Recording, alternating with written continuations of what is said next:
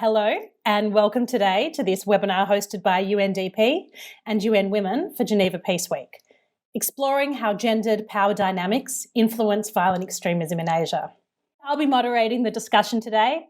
I'm Carla Silbert, the Acting Regional Advisor on Women, Peace and Security for UN Women Asia Pacific. Over the last 2 years, UN Women and UNDP have been working together to ensure that efforts to prevent violent extremism are inclusive and based on the promotion and protection of women's human rights.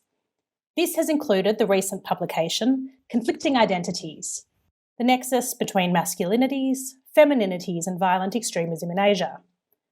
Today's webinar provides the opportunity to explore these ideas of how extremist groups use gendered narratives to tell a story of what it means to be a man and what it means to be a woman, and how we can address the challenges of these manipulated narratives.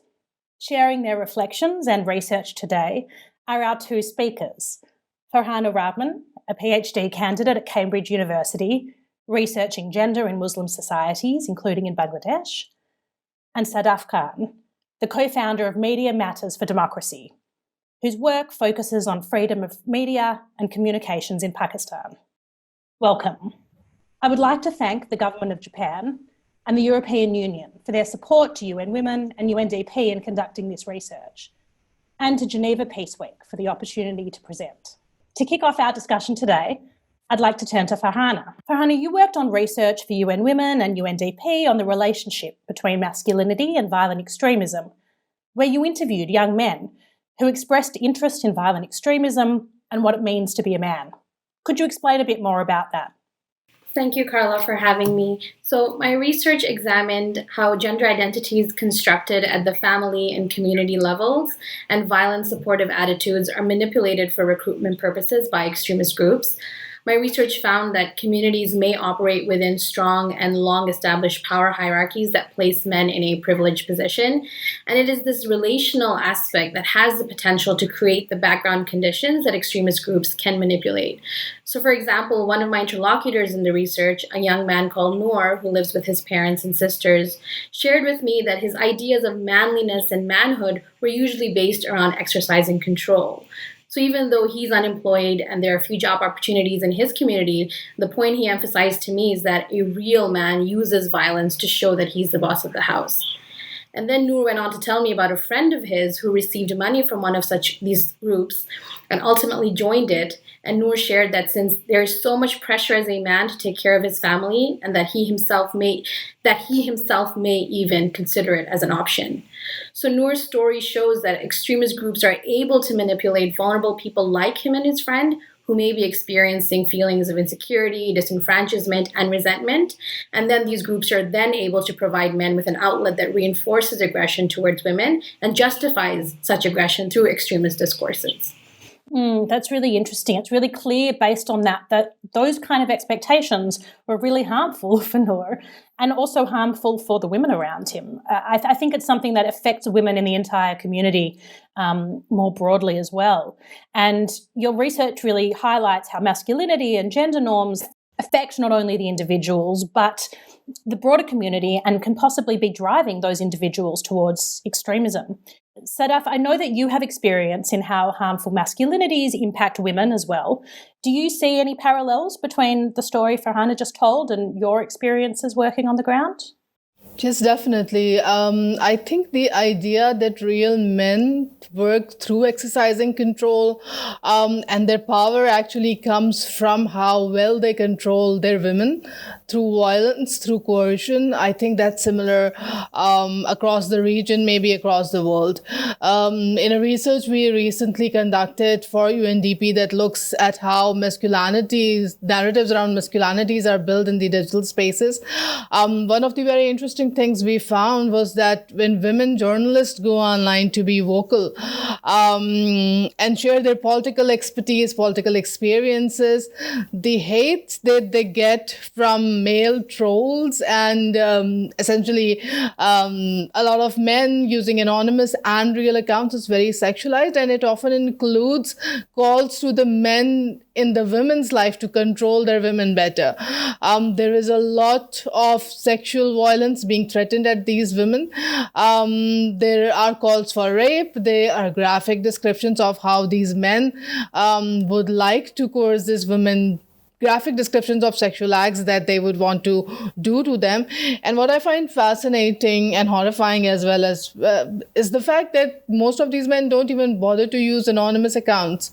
So to see in public somebody demonstrating their will to exercise something that's horrific, something like rape, using their real identities, using their real accounts, kind of shows how these toxic, hegemonic hypermasculinity has come to create an identity that's acceptable somehow. And that doesn't raise the same kind of reaction that it would do if any women kind of, said something that's that horrific. One of the things that I also find fascinating, that while there is a lot of discourse on femininities and what ideal victim women should look like, and how women should behave, like a lot of coding around what men should look like is expressed through these control and power narratives. We don't have narratives around good men. We have narratives around powerful men who assert themselves properly. I think this lack of narration building also comes to affect how extreme men become, because they don't even have the language to be anything less than the dominant, powerful male who's exerting themselves through coercion and violence at times. That's really, it's alarming how normalized that kind of language around violations of women's human rights becomes, and how it sounds like it's really quite self-reinforcing, that the more it's part of the discourse, the more extreme it actually then evolves to be. One of the other findings from the research that Farhana contributed to focused on militarized masculinities in the southern Philippines, which found that for programming on gender and violent extremism, there is considerable value in focusing on the local dynamics of masculinity rather than always the broad kind of correlation between patriarchal masculinity and violence. And this is certainly something we've really seen play out with UN Women's work on violent extremism in the southern Philippines, that the dynamics of masculinity are very linked to local cultural gender norms. And this kind of plays out in a multitude of ways. One of the things that we've seen is that it's not necessarily always a broad link between masculinity and violence that's pulling men to engage in violent extremist activity, but rather it's kind of the cultural expectations of men to be breadwinners for their family. And so the drivers to engage with extremist groups tap into those economic expectations of men and the economic expectations of masculinity, and that will provide a pathway for them to provide for their families instead. Do you think that broadly there's a generalization between masculinities and violence in this PVE sphere and in the programming context that you've studied? And what do you think the consequences of this might be? Maybe Sadaf, if you want to reflect first. So I think, yes, these expectations, there are harmful impacts of how masculinity is practiced on men and women. And I feel that while the whole discourse, as long as it's focused completely on women's rights, which has been legislatively, we are leaving behind a gap that, when not addressed, keeps adding to the root cause that creates this very violent dynamic. I'll give you an example. For the last 3 years in Pakistan, we have been having an Aurat March, or the Women's March, on 8th March, which is the Women's Rights Day. And in the first year when the march was organized, we had some negative reaction, but the march was really, really successful. And I think people were not expecting it. So the second year, that was 2019, the reaction became a little bit more violent, but no physical violence took place.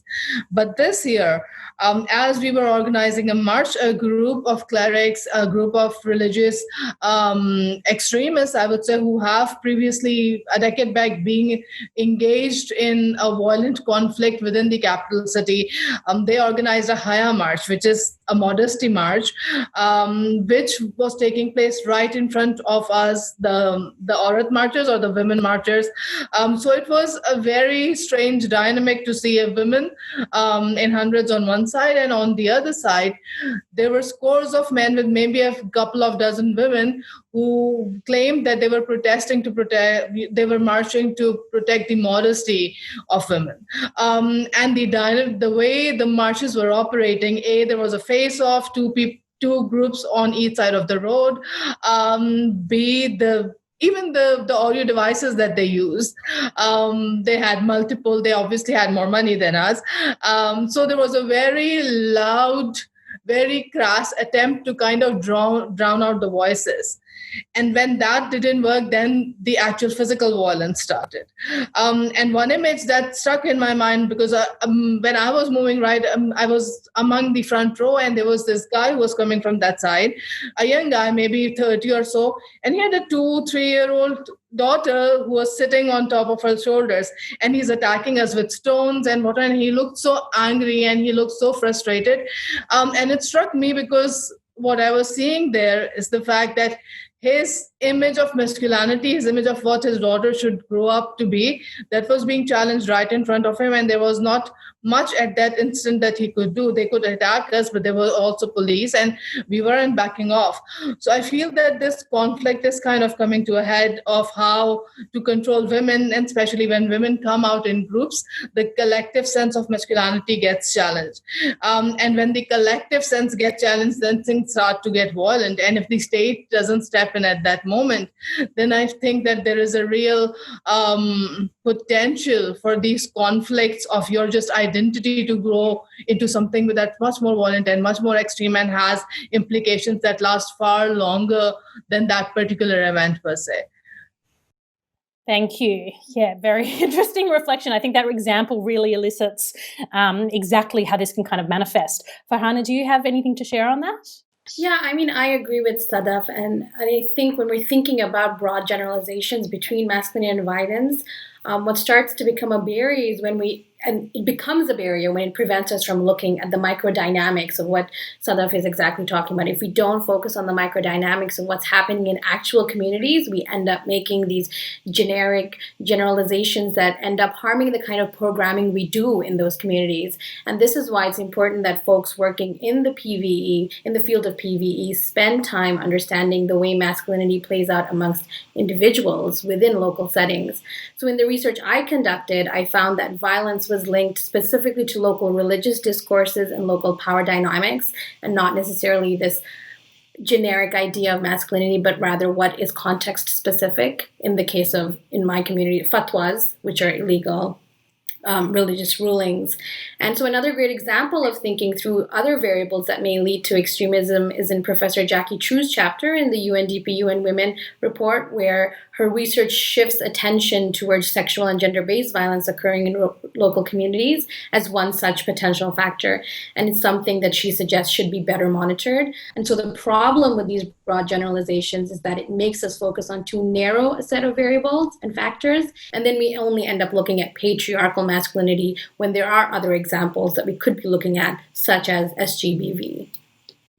So how do you think that an approach that focuses on masculinities can contribute to progress in women, peace and security over the next 20 years to come? Farhana, do you have any reflections? So I certainly agree with what Sadaf spoke about, creating a holistic and participatory approach. And it's more than just kind of including men and saying, okay, we want your approaches and we want your ideas. It's more, how can we engage them to understand what it is that men are expecting? What are their concerns when we have, programming that are centered around women? How can we target their specific areas of concern and use their voices and the conversations and their experiences to create programming that across the board creates change for both men and women? And so these participatory approaches, where we're listening to their stories and their experiences with an empathetic ear, will drive the conversations in such settings.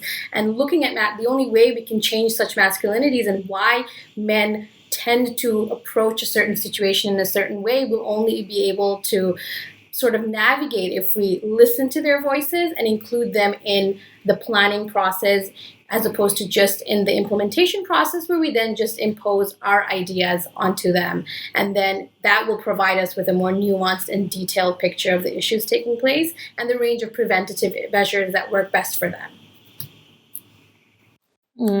Sadaf?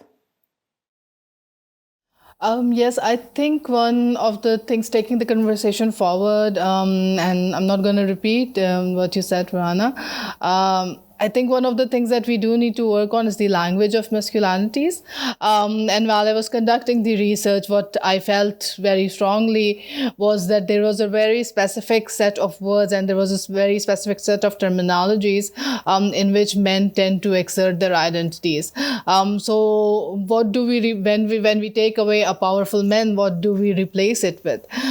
Just saying a good man or a sensitive man, that isn't holistic, and that doesn't come with the already developed sense of self that men carry with them. So I think one of the ways to move forward is to kind of sit down and try and figure out what kind of terminologies we need, how are we going to engage in these conversations, and I don't want to give like too much headway to men themselves, because they do have power, but we do need to come up with ideas that are more gender neutral than divided into what men should look like and what women should look like. So I think mainstreaming more gender neutral terminology and language is something that's extremely important. Secondly, I think this idea of protectionism, when having to protect women, because right now we are going through the aftermath of a horrific rape case in Pakistan, after which dozens of men took to Twitter and went on mainstream media telling women how to protect themselves. So most of them are not doing it out of any bad intentions. But, we need also more advanced, nuanced discourse on what this relationship should look like. How do male allies actually engage with women without overpowering their voices? And understanding that equality is not equal to men protecting women always and treating women as responsibilities rather than equal. So I think the language of this relationship and the language of identity, that's something that's really underworked, at least in the global South context. I know there's a lot of work in the global North context, but that work is often not relatable to the communities that we have, and to the ideologies that we have in this region particularly. So I think that work will lay the basis of creating a more solid discourse that leads toward behavior change. So given this and given these kind of things that we're seeing aren't being addressed in the detail that they need to be, what do you both think we do next? Where do we go from here? The landmark Resolution 1325 on women, peace and security has just turned 20 years old. And when it was launched, it was the first time on a global scale that people really recognised gender equality and peace as inextricably linked.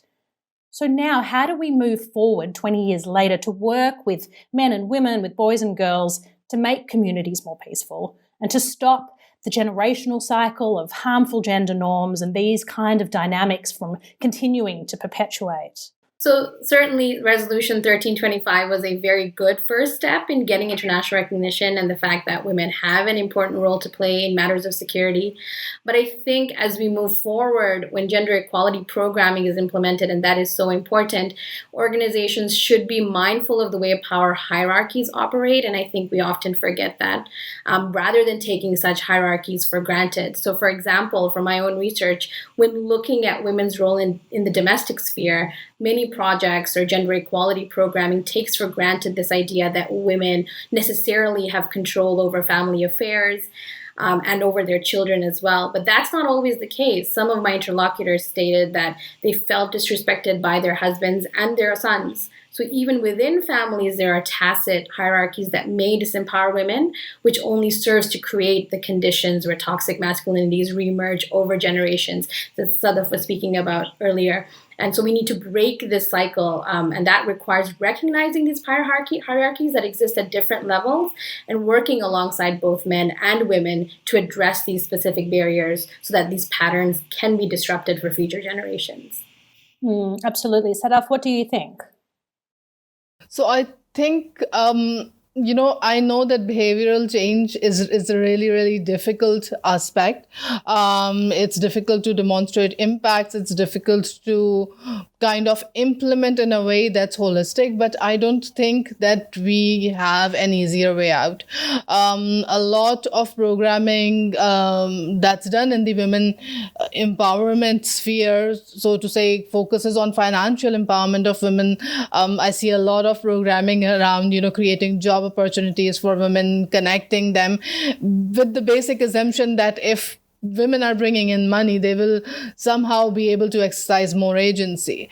However, at least in Pakistan, when I look at the working class women, most of them are the main bread earners of the family already. Most of the men are not earning. What they're doing is just exercising control through, the legitimacy they get from being the man of the family.